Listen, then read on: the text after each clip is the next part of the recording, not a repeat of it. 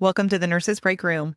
It's not a place we get to visit very often in real life, but you're always welcome to come and recharge here.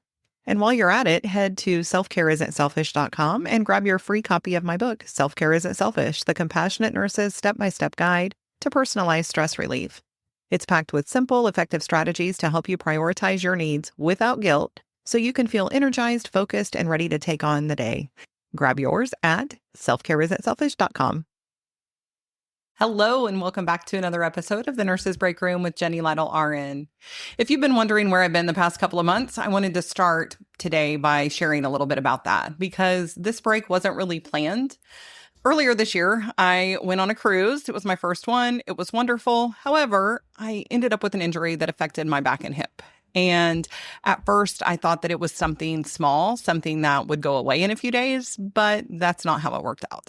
For over a month, I was dealing with constant pain and trouble sleeping and just trying to keep up with my hospice and my home care work and doing the bare minimum at home. And if you've ever tried to take care of others while your own body is struggling, then you know how hard that is. And I was going to physical therapy and seeing a chiropractor and getting massages and taking medication, some of them even ones that I didn't necessarily want to take, but I had to do something. And I was just trying to make it through the day. And so the podcast and the newsletter had to pause because honestly, I just didn't have much left to give. But something happens when you're forced to slow down like that and you start to see things a little differently. And I found myself asking some bigger questions. What actually matters most right now? And where do I feel called to focus my time and energy? And what does it really look like to care for ourselves in a sustainable way? Like not just in theory, but in real life. And that led me to the realization that, after 20 years in hospice, in case management and on-call and leadership roles, I really care deeply about the well-being of hospice nurses. We do meaningful work and we witness these amazing moments of love and connection and transition, but we also carry a lot, emotionally and mentally and physically and spiritually. And I realized that I want to spend more time supporting the people who do this work. And so as the Nurses Breakroom comes back, you'll notice a bit of a shift, and many of our conversations will center more around the emotional realities of hospice nursing and the practical ways that we can care for ourselves while caring for others. And I started something called the Hospice Nurse Well-Being Project. And through conversations with hospice nurses, I'm exploring what this work really feels like and what sustains us, what challenges us, and what helps keep us going. And along the way, I'll be sharing some simple, practical tools to help support your well-being. And so my invitation to you is, if you're a hospice nurse listening right now, and you have a story to tell. I know you have a story because we all do. And I would love to hear that. So I'm having what are called Hospice Nurse Conversations. And it's just a relaxed 20 to 30 minute talk about the realities of this work. And it's nothing really formal. It's just a chance to share your perspective.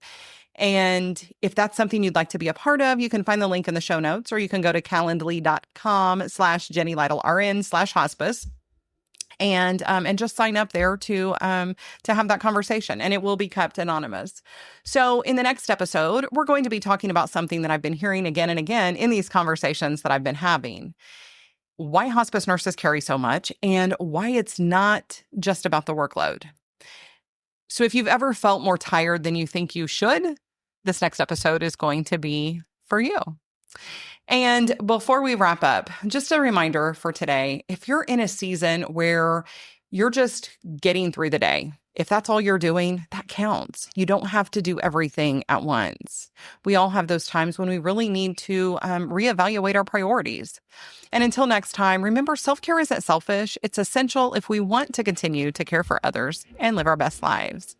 Thanks so much. I look forward to you being back with me. And if you're not a hospice nurse, if you think, oh, okay, well, I guess this stuff doesn't apply to me anymore, Let me assure you that the things that we're going to be talking about, the tools, the challenges, those are going to apply to a lot of people outside of hospice as well.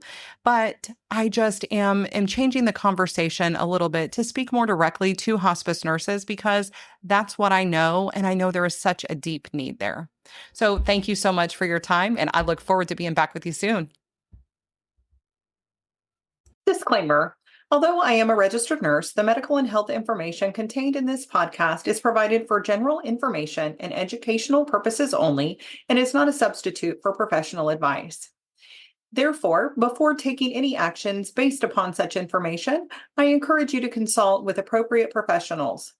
I do not provide any specific medical or health advice, and the use of or reliance on any information contained in this podcast is solely at your own risk.